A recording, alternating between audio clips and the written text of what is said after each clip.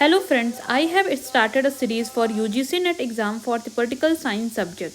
This series is very beneficial for those students who can't afford paid courses because in this series I will complete the whole syllabus of political science unit by unit wise and topic by topic wise. So please like, share and subscribe my channel so that you can get further videos on time. This is unit number 9 on public administration, and within this unit 9 this is chapter number 5 on organizational communication. So in this lecture we are going to discuss about how a communication is important, how a communication is important in any organization. Okay, so जो communication word है, it is derived from a Latin word communis, जिसका meaning होता है to share or make common. What is the definition of the communication? Communication एक two way process है जिसमें कि लोग अपने आइडियाज़ को एक्सचेंज करते हैं, इमोशंस, फैक्ट्स एंड इन्फॉर्मेशन को एक्सचेंज करते हैं.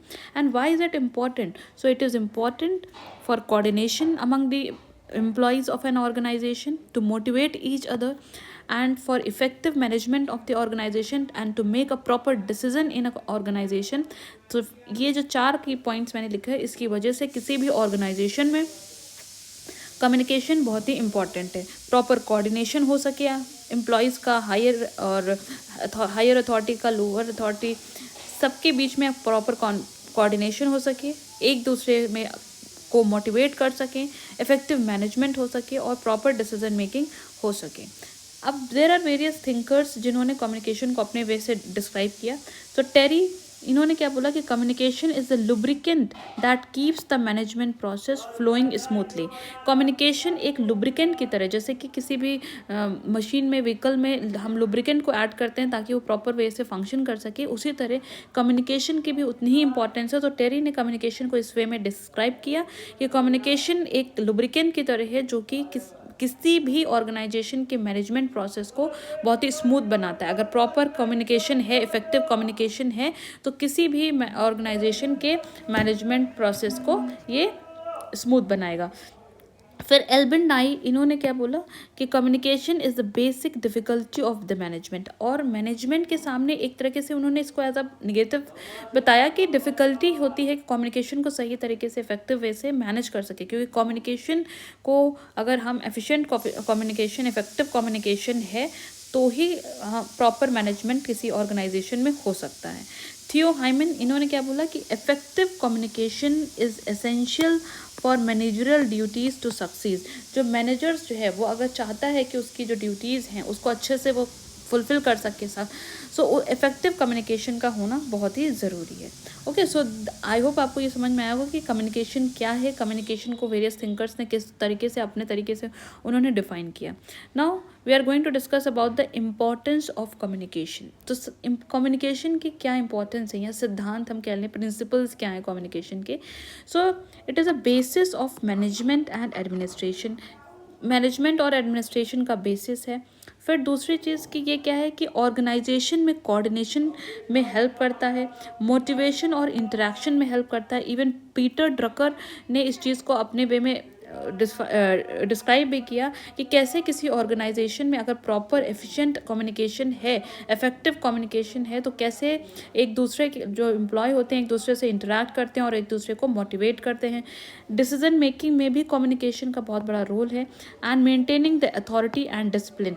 तो these are the 4 important points जिसमें communication is very important. Organisation में कोऑर्डिनेशन सही से बन सके, मोटिवेशन इंप्रूव हो सके लोगों एम्प्लॉय के बीच में, डिसीजन मेकिंग प्रॉपर हो सके, और अथॉरिटी और डिसिप्लिन को प्रॉपर वे से मेंटेन कर सकें.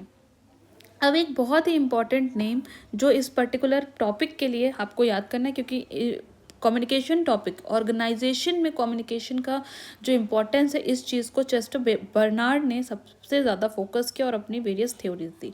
सो according to Chester Barnard, communication is the most critical managerial function. It organisers, जो ऑर्गेनाइजर्स हैं, चेस्टर ने क्या बोला कि जो ऑर्गेनाइजर्स हैं उनकी सबसे पहली रिस्पॉन्सिबिलिटी यही होती है कि वो एक clear method of communication establish करे. किसी भी ऑर्गेनाइजेशन में अगर कम्युनिकेशन मेथड जो है वो क्लियर नहीं है, सो वो ऑर्गेनाइजेशन प्रोडक्टिव होने में, उस ऑर्गेनाइजेशन के सक्सेस में कहीं ना कहीं हिंड्रेंस आएगी. And he also said that it is a technique to achieve a single goal. अब किसी भी ऑर्गेनाइजेशन का गोल हो, चाहे उस ऑर्गेनाइजेशन में कर रहे काम, जो एम्प्लॉय जो वर्क करते हैं, उनका गोल अगर कॉमन हो जाए तो कॉमन ही होता है ऑर्गेनाइजेशन का भी गोल, और एम्प्लॉय क्या चाहता है, अपना ग्रोथ चाहता है, ऑर्गेनाइजेशन क्या चाहता है, वो भी ग्रोथ चाहता है। तो ऑर्गेनाइजेशन का ग्रोथ तब कब होगा, जब एम्प्लॉयज़ अपने वर्क को अच्छे से करेंगे, और एम्प्लॉयज़ का भी ग्रोथ कब होगा, जब उनको जो काम असाइन किया गया उसको वो फुल ईमानदारी से करें। ठीक है, सो इस कॉमन ये जो सिंगल गोल है उसको अचीव करने के लिए communication is very important, it plays a very important role for the productivity of an organisation. Okay, अब हम लोग देखते हैं कि इनका बर्नार्ड्स का क्या व्यू था कम्युनिकेशन पे। सो इनकी बहुत ही इंपॉर्टेंट एक बुक है, this is very important, the functions of the executive 1938। ये इनकी बुक है जिसमें कि इन्होंने क्या बताया कि ऑर्गेनाइजेशन जो है एक कोऑपरेटिव सोशल सिस्टम है। ऑर्गेनाइजेशन में भी क्योंकि एम्प्लॉयज़ वर्क कर रहे हैं तो एम्प्लॉयज़ ह्यूमंस हैं, humans is a social animal. So इसी तरह से हम इसको ऐसे समझ सकते हैं कि ऑर्गेनाइजेशन क्या है, एक सोशल सिस्टम है, और वो भी उसमें कॉपरेशन होना, कोऑपरेटिव वे से वर्क करना, it is very important. Communication अब क्या काम करता है, तो communication binds individuals into a single working unit. I hope ये पॉइंट आपको क्लियर हो रहा है कि कम्युनिकेशन ही एक ऐसा जरिया है जिसके थ्रू इंडिविजुअल्स अपने आप को एक सेंस ऑफ बिलोंगिंगनेस आएगी और एक सिंगल वर्किंग यूनिट में अपने आप को बाइंड कर सकते हैं। अब इन्होंने ऑर्गेनाइजेशन को दो तरीके से बोला। ही emphasized on the formal communication, informal communication and the acceptance of the authority through communication. ये तीन चीज़ों पे इन्होंने एम्फसाइज किया कि फॉर्मल कम्युनिकेशन होता है जब किसी भी ऑर्गेनाइजेशन में आप आपसे वर्क से रिलेटेड फॉर्मली बात कर रहे हो। फिर किसी ऑर्गेनाइजेशन में आपके को वर्कर्स हैं उनसे आप इनफॉर्मल कम्युनिकेशन भी कर रहे हो, उससे आपका बॉन्ड बढ़ रहा है एंड उसका इम्पैक्ट आपके वर्क में भी पड़ रहा है। So formal communication, informal communication and the acceptance of authority through communication, इन तीन चीज़ों पे उन्होंने एम्फसाइज किया कि किसी ऑर्गेनाइजेशन में ये तीन टाइप के कम्युनिकेशन होते हैं। अब हम लोग देखते हैं कि फॉर्मल ऑर्गेनाइजेशन क्या होता है और इनफॉर्मल ऑर्गेनाइजेशन क्या होता है। ठीक है, सो फॉर्मल ऑर्गेनाइजेशन बहुत ही स्ट्रक्चर्ड और डेलिबरेटली क्रिएटेड होता है जिसमें कि उसके फीचर्स क्या हैं, डिफाइंड रोल्स होंगी, अथॉरिटी भी डिफाइंड होगी और हर किसी को रिस्पॉन्सिबिलिटी मिलेगी और अकाउंटेबिलिटी और एक क्लियर हायरार्की होगी। ओके, पर्पस क्या होता है, सही से प्लानिंग करना, कोऑर्डिनेट करना, कंट्रोल करना एंड प्रोडक्टिविटी को इंक्रीज करना। इनफॉर्मल ऑर्गेनाइजेशन मतलब जो कि सोशल रिलेशनशिप पे बेस्ड हो, पर्सनल लोगों का इंटरेक्शन है उसके पे वो ऑर्गेनाइजेशन। तो ऑर्गेनाइजेशन में दोनों तरीके से चीज़ें होती हैं, फॉर्मल टॉक्स भी होती है, formal communication and informal. So it emerges naturally within formal organisation. किसी भी फॉर्मल ऑर्गेनाइजेशन में ये इनफॉर्मल जो कम्युनिकेशन है ये नेचुरली इमर्ज हो जाता है क्योंकि ये सोशल रिलेशनशिप पे बेस्ड है, ये पर्सनल इंटरेक्शंस में बेस्ड है। जैसे आप किसी ऑर्गेनाइजेशन में सपोज वर्क कर रहे हैं तो क्या आप वहाँ पे सिर्फ वर्क के ही लिए जा रहे हैं, वर्क के लिए तो जा रहे हैं बट वहाँ पे साथ में काम करते करते जो आपके साथ कोवर्कर्स हैं उनसे एक अच्छा हेल्दी रिलेशनशिप बिल्डअप हो जाता है। रिलेशनशिप मीन्स व्हाट, कि हाँ आप एक दूसरे की हेल्प करते हैं, आप एक दूसरे के दुख सुख में साथ देते हैं। सो ये जो फॉर्मल ऑर्गेनाइजेशन है ये नेचुरली इमर्ज हो जाता है। अब इसके फंक्शंस क्या हैं, इमोशनल सपोर्ट के लिए इट इज़ इम्पॉर्टेंट, कॉपरेशन, आपका अगर किसी अपने कोवर्कर से अस्सी पट रही है तो कॉपरेट, अगर कॉपरेशन है आप लोग के बीच में, तो जो वर्क आपको असाइन हुआ है आपकी टीम को या आपको, तो आप दोनों को, तो वो वर्क आप बहुत ही अच्छे से मिलजुल के कर सकते हैं। और acceptance of authority, Barnard believe that both must coexist for organisational efficiency. So किसी भी ऑर्गेनाइजेशन की एफिशिएंसी के लिए, मैक्सिमम एफिशिएंसी के लिए फॉर्मल और इनफॉर्मल कम्युनिकेशन दोनों ही इम्पॉर्टेंट है। सो आई होप आपको ये चीज़ समझ में आई होगी। नाउ अब स्टेप्स इन कम्युनिकेशन, क्या वेरियस स्टेप्स हैं कम्युनिकेशन को, तो इसको मैंने आपको पॉइंट्स वाइज भी समझाया और इस फिगर से भी समझाने की कोशिश की। तो सबसे पहले कि मैसेज जो है, जो सेंडर है, जो सेंड कर रहा है, वो मैसेज कंपोज करता है, बनाता है, फिर उस मैसेज को एक प्रॉपर चूजन मीडियम के थ्रू ट्रांसमिट करता है। फिर जब वो मैसेज रिसीवर तक पहुंच जाता है तो रिसीवर उस मैसेज को डिकोड करता है और फिर जो भी उसको अपने सजेशन या फीडबैक देना होता है उसको फिर से वो सेंडर को सेंड बैक करता है। तो इनकोडर मीन्स जिसने मैसेज को कंपोज किया, इनकोडर ने मीडियम के थ्रू जो है अपने मैसेज को डिकोडर मीन्स रिसीवर तक की पहुंचाया और रिसीवर ने उस मैसेज को डिकोड किया एंड उसका जो भी सजेशन है या फीडबैक है वो वापस किसके पास जा रहा है, इनकोडर के पास जा रहा है। So these are the steps of communication. And यहाँ से क्वेश्चन कई बार आए जो ये, हालांकि इट्स अ वेरी जनरल ये बहुत ही जनरल चीज़ है, पर यहाँ से क्वेश्चन आए हैं, ठीक है। सो कम्युनिकेशन के क्या स्टेप्स हैं? पहले सेंडर जो है वो मैसेज को कंपोज करता है, फिर चैनल के थ्रू उसको ट्रांसमिट करता है, फिर डिकोडर या रिसीवर उसको रिसीव करता है, डिकोड करता है और फीडबैक सेंड करता है सेंडर को। ओके, नाउ अब हम लोग पढ़ते हैं कि बर्नार्ड के 7 प्रिंसिपल्स हैं कम्युनिकेशन के। ये क्या 7 प्रिंसिपल्स हैं? सो सबसे पहले बर्नार्ड ने बोला एक डेफिनेट चैनल का होना is very important, that communication जो चैनल है जिसके थ्रू कम्युनिकेशन करना है वो बहुत ही क्लियरली डिफाइंड होना चाहिए। सेकेंड उनका जो प्रिंसिपल था कम्युनिकेशन का, नोन चैनल, वो चैनल जो है everyone in the organisation must know about these channels, ठीक है। तो अगर सपोज आपको मेल के थ्रू अपने हायरार्की से, अपने हायर अथॉरिटी से बात करना चाहते हैं, या डायरेक्ट आप उनसे मिल के बात करना चाहते हैं, या कॉल के थ्रू, या कोई रिटन मैसेज के थ्रू, या व्हाट्सएप कोई ग्रुप है, तो ये सारी चीज़ें उन्होंने बोली, मतलब एग्जाम्पल के तौर पे मैं आपको बता रही हूँ। तो बर्नार्ड का जो 7 प्रिंसिपल्स ऑफ कम्युनिकेशन थे उसमें सबसे पहला यही कि एक क्लियरली डिफाइंड कम्युनिकेशन चैनल होना ज़रूरी है, और उस कम्युनिकेशन चैनल के बारे में हर एक व्यक्ति जो उस ऑर्गेनाइजेशन में वर्क कर रहा है उसको उसके बारे में पता हो, ताकि अगर उसको कोई भी अपने आइडियाज़ या ओपिनियन या एक्सपीरियंस शेयर करना है अपने हायर अथॉरिटी या लोअर वंस को, तो वो शेयर कर सके। थर्ड पॉइंटर क्या है? वो बहुत ही डायरेक्ट एंड शॉर्ट होना चाहिए। जो कम्युनिकेशन का पाथ है वो बहुत ही शॉर्ट एंड डायरेक्ट होना चाहिए, ताकि वो जो आप अपने आइडियाज़ शेयर करना चाहते हो या जो भी बात आप करना चाहते हो वो चीज़ कम टाइम में अचीव हो सके। फिर कॉम्पिटेंस फोर्थ प्रिंसिपल है। ये देखिए यहाँ से भी क्वेश्चन बहुत बार आया। सो ये जो बर्नार्ड 7 प्रिंसिपल्स ऑफ कम्युनिकेशन है ये बहुत इंपॉर्टेंट है, बिल्कुल एज इट इज़ ऐसे पॉइंट वाइज आप लर्न कर लीजिए। Definite channel, known channel, direct and short lines of communication, competence होना चाहिए, मतलब जो पर्सनल जो लोग कम्युनिकेशन सेंटर्स पे वर्क कर रहे हैं, मतलब जो वहाँ पे कम्युनिकेशन सेंटर्स में जो पर्सनल हैं वो भी एडवोकेटली कॉम्पिटेंट हो, जो उस चीज़ को समझ सके। ओके, कंप्लीट यूज़, मतलब जो फॉर्मल लाइन ऑफ कम्युनिकेशन है उसको यूज़ करना चाहिए। ये नहीं कि बस कम्युनिकेशन होना है बट उसका कोई यूज़ नहीं कर रहा है। सो कंप्लीट यूज़ होना चाहिए, अनइंटरप्टेड होना चाहिए, मीन्स कम्युनिकेशन जो लाइन है वो अनइंटरप्टेड होनी चाहिए। Authentication means every communication must be verified, हर एक कम्युनिकेशन को वेरीफाई करना ज़रूरी है। So these are the 7 principles given by Barnard and the principles of communication. Okay, I hope आपको ये चीज़ समझ में आई होगी। अभी हम लोगों ने ऊपर ये देखा कि बर्नार्ड ने जो है 3 चीज़ों पे बहुत ही फोकस किया, एक फॉर्मल कम्युनिकेशन, एक informal communication and the acceptance of authority through communication. तो अब हम लोग फॉर्मल और इनफॉर्मल चीज़ों देख लिए, उनके 7 प्रिंसिपल्स को देख लिए। अब हम लोग बर्नार्ड की जो एक्सेप्टेंस थ्योरी है कि अथॉरिटी को कैसे एक्सेप्ट किया जाता है कम्युनिकेशन के थ्रू, इस चीज़ को उन्होंने कैसे एक्सप्लेन किया, इस चीज़ को हम लोग समझने की कोशिश करते हैं।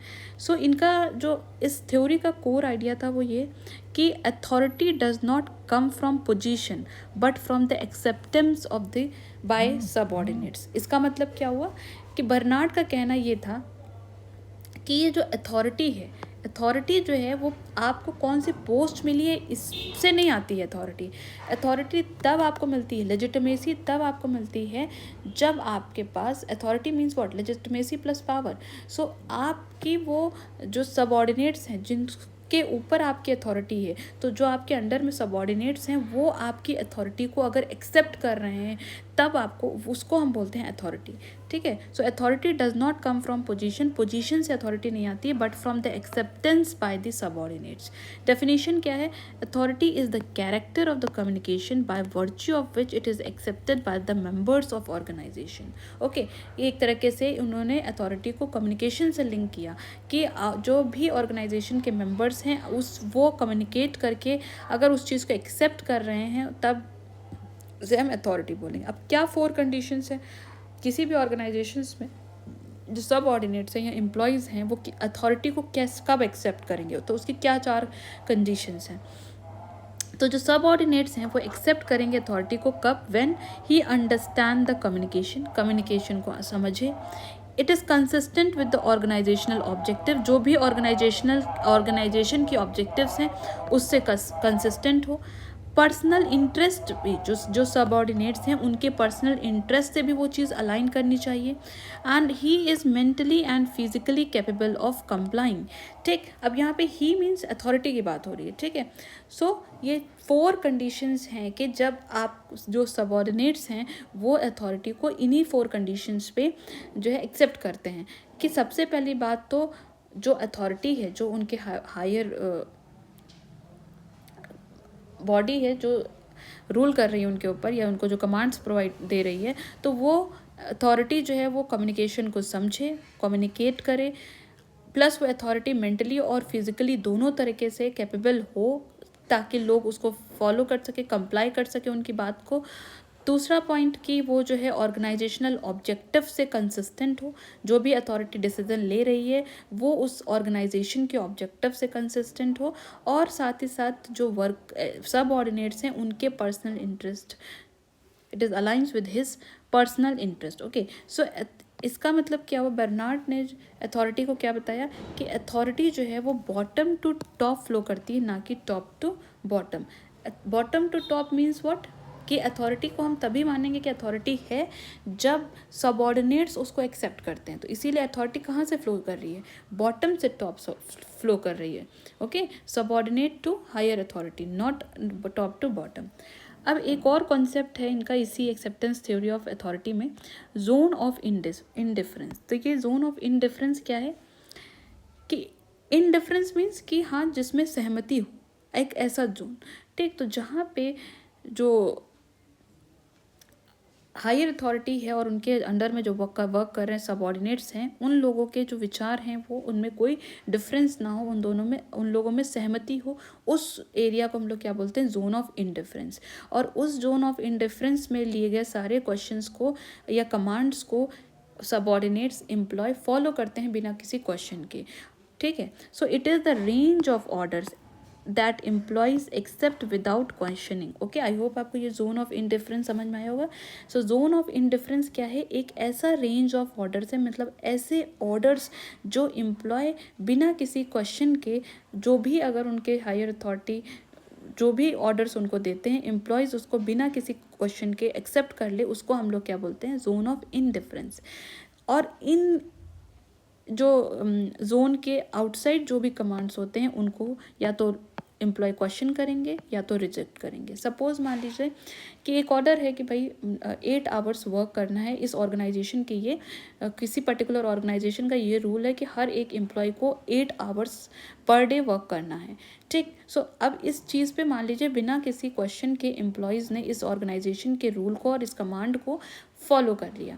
बट अगर मान लीजिए अगर इसी रूल को चेंज कर दे, हायर अथॉरिटी या मैनेजर इस चीज़ को बोल दे कि नहीं अब 8 घंटे नहीं, अब तो 16 घंटे काम करना है, आपको डबल काम करना है एंड पेमेंट वही रहेगी, तो यार ये ऐसा ऑर्डर है जिस पे लोग क्वेश्चन करेंगे या फिर इस ऑर्डर को रिजेक्ट करेंगे, वो बिल्कुल ओबे नहीं करेंगे।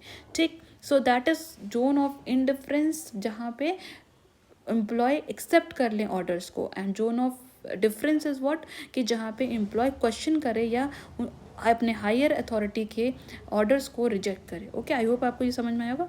Now what are the factors affecting zone of indifference. Zone of indifference को कौन से फैक्टर्स अफेक्ट करते हैं, तो सबसे पहली चीज़ सेटिस्फैक्शन। अगर एम्प्लॉय सेटिस्फाइड है तो भी जो भी ऑर्डर्स हैं उसको फॉलो करेगा, उसे एक्सेप्ट करेगा। इंसेंटिव्स बहुत ही मैटर करता है, motivation and trust in leadership. जो लीडरशिप है उस पर कितना भरोसा है, कितना वो मोटिवेटेड है टू वर्क, उनको क्या इंसेंटिव्स मिल रहा है और क्या वो अपने उस वर्क से, उस ऑर्डर से सेटिस्फाइड है कि नहीं है। तो अगर जितना ज़्यादा सेटिस्फैक्शन होगा उतना ज़्यादा वाइडर जोन ऑफ इनडिफरेंस होगा। मतलब किसी भी ऑर्गेनाइजेशन में एम्प्लॉयज़ जितना ज़्यादा सेटिस्फाइड होगा वो उतना ज़्यादा वहाँ पे वाइडर जोन ऑफ इनडिफरेंस होगा। सो मैंने इसको फिगर के थ्रू समझाने की कोशिश की। जैसे ये वाला जो जोन है, ये जोन क्या है, ये जोन ऑफ इनडिफरेंस है, जहाँ इसके अंदर जो भी ऑर्डर्स मिलते हैं उन ऑर्डर्स को एम्प्लॉय बिना किसी क्वेश्चन किए फॉलो करता है। फिर इस जोन के बाहर वो क्वेश्चन करता है, कोई ऐसे ऑर्डर्स हैं जो जिस चीज़ से वो सेटिस्फाइड नहीं है या उसे इंसेंटिव्स नहीं मिल रहा है या उसे ट्रस्ट नहीं है अपने लीडर पे, तो उन ऑर्डर्स पे क्या है, एम्प्लॉय क्वेश्चन करता है, और इस क्वेश्चनिंग जोन से भी बाहर के जो ऑर्डर होते हैं उसको तो वो डायरेक्टली ओबे ही नहीं करता है, वो रिजेक्ट कर देते हैं एम्प्लॉयज़। ठीक, सो आई होप आपको ये जोन ऑफ इनडिफरेंस समझ में आया होगा ना। अब ये जो बर्नार्ड्स का आइडिया था उसका क्या सिग्निफिकेंस था, तो ये कहीं ना कहीं shifted the focus from structure to human behaviour. एक ऑर्गेनाइजेशन के सिर्फ structure is not only important, organisational structure से की तरफ से जो फोकस है वो किधर को शिफ्ट हुआ कि human behaviour is also important, communication is also important. Okay, so कहीं ना कहीं ये जो बर्नार्ड का आइडिया था, इसी ने एक तरीके से ये एक फाउंडेशन की तरह वर्क किया for the human relation theory and the behavioural approach. ठीक है, हम लोगों ने इससे पहले लेक्चर में ह्यूमन रिलेशंस थ्योरी और बहुत सारी थ्योरीज़ को, scientific management theory, bureaucratic theory, ये सारी थ्योरीज़ को पढ़ा। तो ह्यूमन रिलेशन थ्योरी या बिहेवियरल अप्रोच का फाउंडेशन क्या था, ये बर्नार्ड का आइडिया ही। इससे बहुत सारे थिंकर्स, इनके इस आइडिया से बहुत सारे थिंकर्स इन्फ्लुएंस भी हुए, like Herbert Simon, McGregors, Douglas McGregors ने अपनी theory of X and theory Y भी दिया, जिसमें उन्होंने दो कंट्रास्टिंग बिहेवियर बताया ह्यूमन का, एंड लिकर्ट्स। सो ये सारी चीज़ें हम लोगों ने ऑलरेडी प्रीवियस लेक्चर में डिस्कस कर रखा है।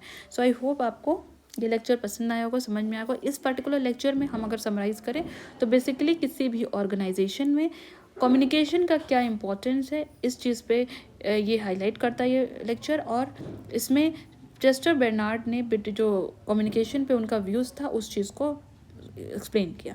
ओके, सो आई होप आपको ये लेक्चर पसंद आया होगा। Thank you so much for watching, and please do students who are new to this channel, please go through all the playlist I have made, और I have already made 5 playlist of 5 different units, and this is the 6th unit, and this unit is also going to end। एक ही lecture सिर्फ बचा हुआ है, and after that only 4 units are left, and I will try definitely to cover it और complete it till Feb end और March starting. Okay, so please support me, and please आप comments करिए। आपके your comments are only the source of motivation for making me these videos lectures. So thank you so much for watching.